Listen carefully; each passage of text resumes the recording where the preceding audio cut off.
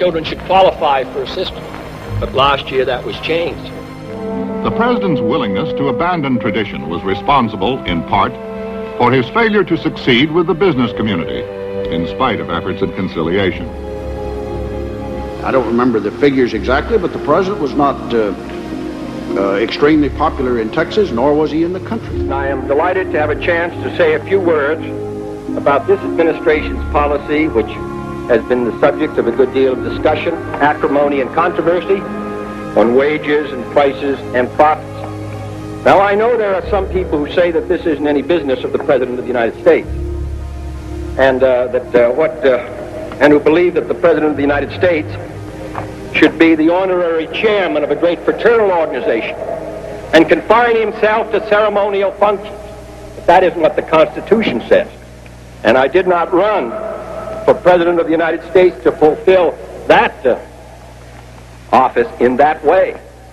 Harry Truman once said there are 14 or 15 million Americans who have the resources to have representatives in Washington to protect their interests. And that the interests of the great mass of the other people, the 150 or 60 million, is the responsibility of the President of the United States, and I propose to fulfill it.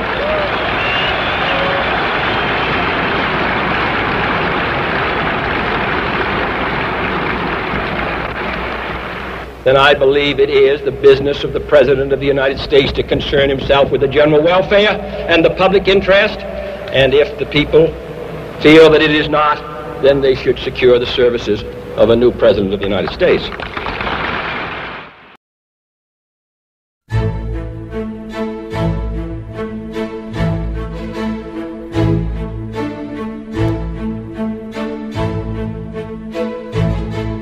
He was not all that popular in the country, and his popularity had diminished considerably, as a matter of fact. Businessmen are welcome at the White House.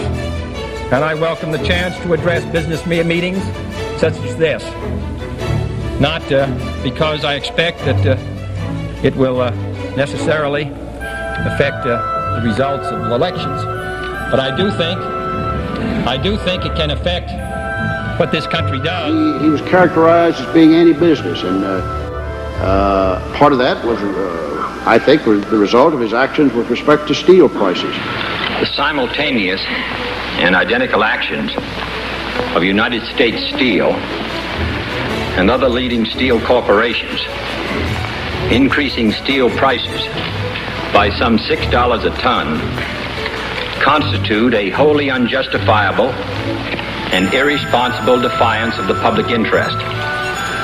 In this serious hour in our nation's history, when we are confronted with grave crises in Berlin and Southeast Asia, when we are devoting our energies to economic recovery and stability, when we are asking reservists to leave their homes and families for months on end, and servicemen to risk their lives, and 4 were killed in the last 2 days in Vietnam, and asking union members to hold down their wage requests, at a time when restraint and sacrifice are being asked of every citizen, the American people will find it hard, as I do, to accept a situation in which a tiny handful of steel executives, whose pursuit of private power and profit exceeds their sense of public responsibility, can show such utter contempt for the interests of 185 million Americans.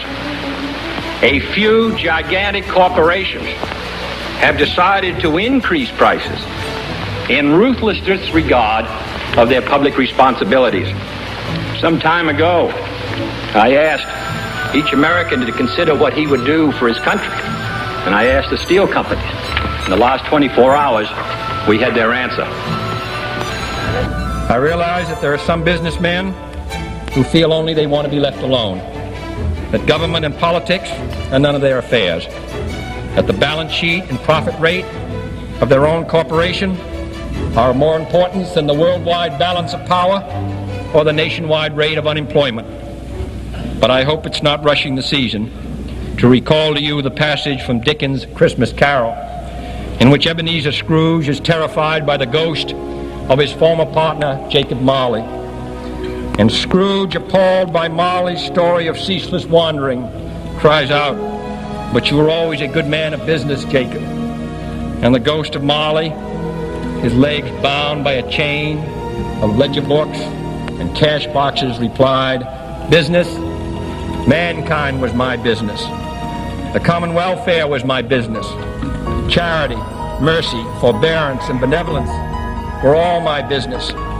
The dealings of my trade were but a drop of water in the comprehensive ocean of my business. Members and guests of the Florida State Chamber of Commerce, whether we work in the White House or the State House or in a house of industry or commerce, mankind is our business. And if we work in harmony, if we understand the problems of each other and the responsibilities that each of us bears, then surely the business of mankind will prosper. And your children and mine will move ahead in a secure world, and one in which there's opportunity for them all." Thank you. No one was more hostile than the Southerners of the far right. Not only were the Kennedys showing themselves soft on communism and in favor of civil rights for black citizens throughout the South, but Kennedy had hurt their pockets by scaling back oil depletion tax credits. But Texas was home to Kennedy's most dangerous opponents. Oil millionaires and billionaires in Texas were petrified of one major factor that John F. Kennedy was considering, cutting the oil depletion allowance. And there was no way they were going to allow that. Essentially, they would save billions of dollars if it stays as it is. It was called a 27.5% oil depletion allowance. John Kennedy thought it was too liberal. If a free society cannot help the many who are poor, it cannot save the few who are rich. President, big business is using the stock market slump as a means of forcing you to come to terms with business. Their attitude is, now we have you where they want you. Have you seen any reflection of this attitude? I can't believe I'm where big business wants me. We are anxious to live in harmony with the Russian people. Communism in reality is not a political party. It is a way of life, an evil and malignant way of life. It reveals a condition akin to disease that spreads like an epidemic. And like an epidemic, a quarantine is necessary to keep it from infecting this nation. A warning to the American people not to fall into the same trap as the Soviets, not to see only a distorted and desperate view of the other side, not to see conflict as inevitable, accommodation as impossible, and communication as nothing more than an exchange of threats. No government or social system is so evil that its people must be considered as lacking in virtue. The hard reality of life in much of Latin America will not be solved simply by complaining about Castro, by blaming all problems on communism, or generals, or nationalism. The Republican National Chairman has said that your administration's attitude in general is one of appeasement toward communism throughout the world. Do you have any comment on this criticism by top spokesman of the opposition party? No, I don't. Still hail the Russian people for their many achievements in science and space, in economic and industrial growth, in culture, in acts of courage. Among the many traits the peoples of our two countries have in common, none is stronger than our mutual abhorrence of war. Almost unique, among the major world powers, we have never been at war with each other. And no nation in the history of battle ever suffered more than the Soviet Union in the Second World War. At least 20 million lost their lives. Countless millions of homes and families were burned or sacked. A third of the nation's territory, including 2/3 of its industrial base, was turned into a wasteland, a loss equivalent to the destruction of this country east of Chicago.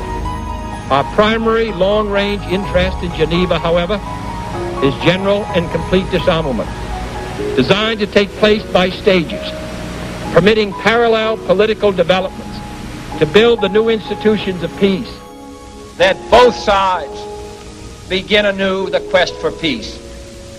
before the dark powers of destruction.